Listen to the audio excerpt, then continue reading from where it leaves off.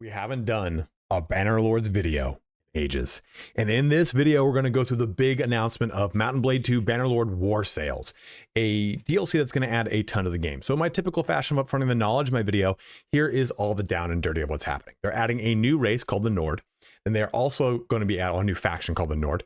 Then they're also going to be adding naval warfare to the game. They're expanding the map. They're going to add new trade goods. They're going to be revamping the way AI works. There's a whole brand new like stealth gameplay that's being added into the game. We're going to be getting new weapons like a sling, for example. There's going to be a refinement to the castle and town projects. There's going to be refinements to random events, allowing you to actually develop your characters further. Tons of stuff is getting added with the War Sales DLC. Well, a lot of what I just mentioned is actually just coming to the base game. The new faction, the expanded map, and the naval stuff seems to be all DLC related. Everything else is base game related. So that stealth mechanics are coming in, those new random events, the castle and towns additions, all that stuff is coming as a base game free upgrade to the game.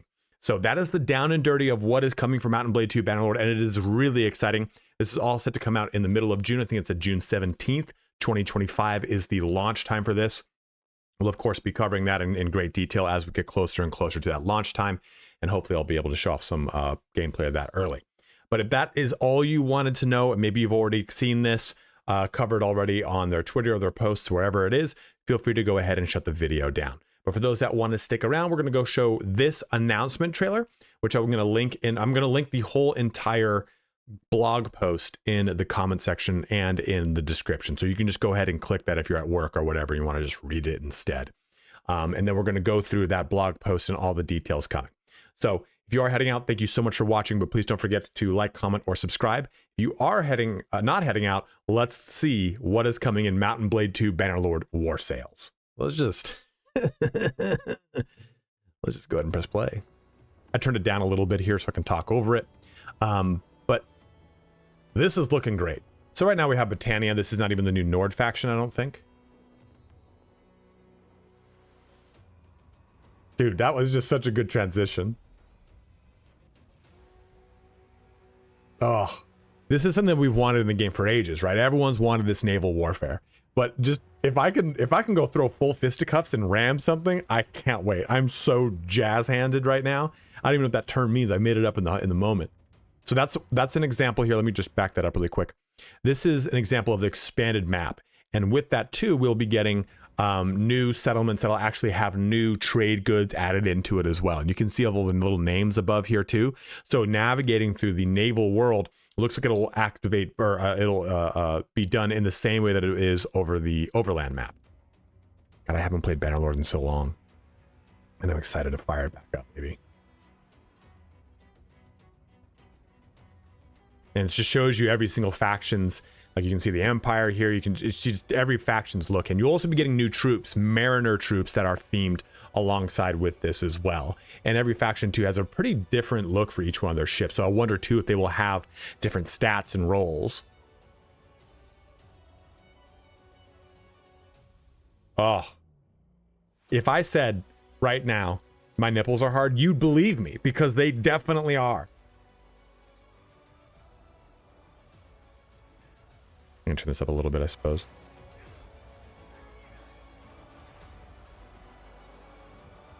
I mean, it's great to see from a cinematic standpoint. I'm just wondering how this is actually going to play out from a gameplay standpoint, if we're going to have a lot of AI problems. AI is a big conversation they'll talk about, though, at the very end of this, because they have a big portion of it in the article.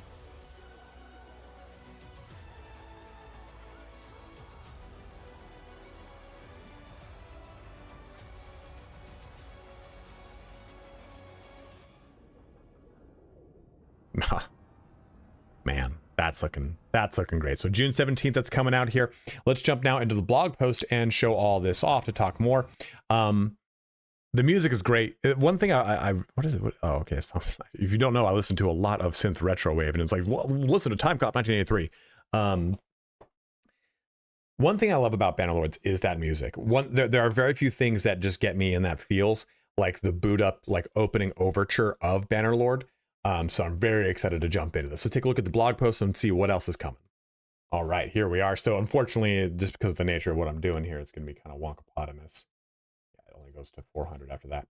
Let's go ahead and just bring it all the way up for those of you that are watching on mobile. So sail the high seas, lead mighty fleets, and forge your legacy in war sales. So that is the big focus here, is new naval adventures, new mechanics, territories, challenges, all sorts of stuff, and being able to customize your fleet, which is kind of cool.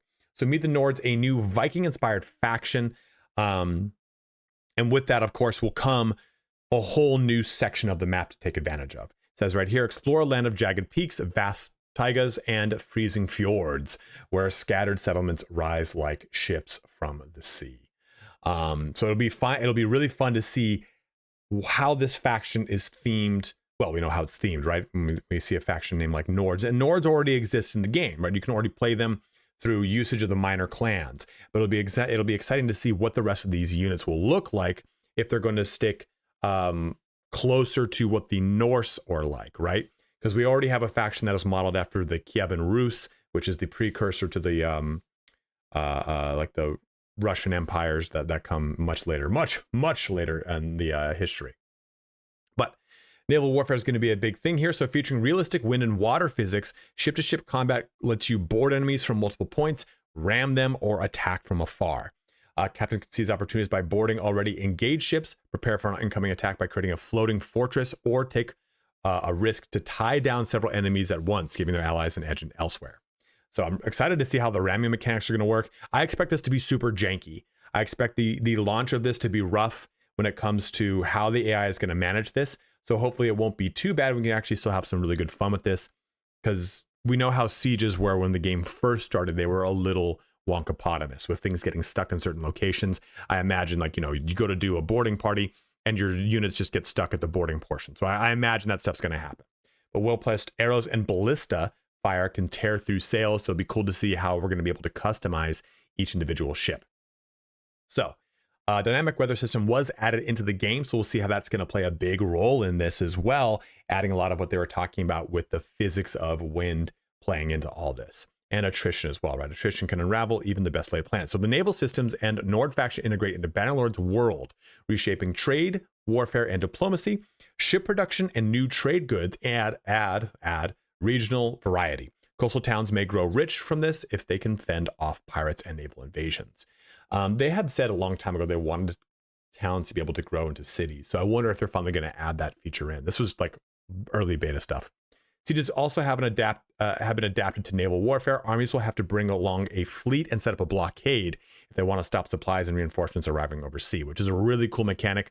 Again, I want to see how that's going to be used, and how that's going to be brought into full force, because sometimes that stuff gets really wonky with the AI and how it manages a lot of sieges in the current game. Well, I haven't played in a long time, but still. Build your fleet. Players can choose from 18 ship types modeled after historical vessels, each with unique handling shaped by realistic wind and wave physics. They can be customized with siege engines, cargo holds, sails, rams, and more. Shipyards build and stock vessels based on their town's culture and development, and players can players can capture ships and figureheads in battle, which would be really cool to see how that plays out as well. And expand. If you're wondering too if there's any kind of skills associated with it, we'll find out more right here. So expand your arsenal. Nord hairstyles, beards, and tattoos. 3 nautical skills were added to that enhance navigation, tactics, and stewardship. And there are also many new items, including spears, swords, axes, shields, and armor, all being added into just the general character system. So plenty of more items to take advantage of. And troop trees now include mariner troops that are more effective at sea. Players can also recruit new companions with maritime backgrounds. So we'll be able to have specific maritime captains that will specialize in stuff for us, or maybe you will be able to create a secondary army, third or tertiary army, whatever, however many armies you want to create that are then going to rove around on the ocean for you, as far as how this is all perceived. So very excited to see how that works.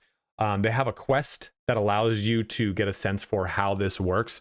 So just like a lot of the initial portions of the game, you go do like a bandit cave, you deal with some like a pirate confederacy for the initial quest line that will teach you about how to lead a growing fleet of newfound allies as you face a range of nautical challenges. So it allows you to kind of break into that very quickly. Also enhanced audio. So the sounds of the sea come to life with new Mediterranean and Nordic inspired musical tracks. Experience rich soundscapes with piercing winds, crashing waves, and creaking ships. So that is all what's coming for just the DLC. Let's go now into the base game additions. So the base game plans. This basically goes over this little paragraph right here is saying that they had actually planned, oh, I'm sorry, this sums up all the stuff that's really been added, the major things that have been added since October 2022 when the game came out. But this paragraph talks about a DLC that they had planned, and that the DLC was actually just kind of lackluster, or at least it didn't have the level of polish that they had wanted. It was more of a story-driven DLC. We'll be seeing another project that was planned as more story-driven DLC. But ultimately what happened here is they decided to cancel it and then roll all of the major gameplay features, aside from the story-driven portion, into the new just gameplay mechanics that are coming in the patch that launches with War Sales. So this involves the introduction of a robust stealth system that will allow you to infiltrate dungeons and hideouts, rescue prisoners, and dispatch enemies without ever raising alarms. So this was a system that was actually beta tested and never made it into any versions of the games that we tested. They were only available to the play testers. And there was a pretty wide-ranging stealth and assassination system. It's why you're able to kill your own party members in town with like arrows. So you can see the vestiges are actually left there. So you can actually have a lot of fun. And this was supposed to carry over to sieges. So I'm excited to see if we see that brought in as well. Also the way that Last Stands were, that was another thing that was a play tested thing that actually didn't make it into the game until quite recently, right? A Last Stands and Sieges where you could fight in the keep.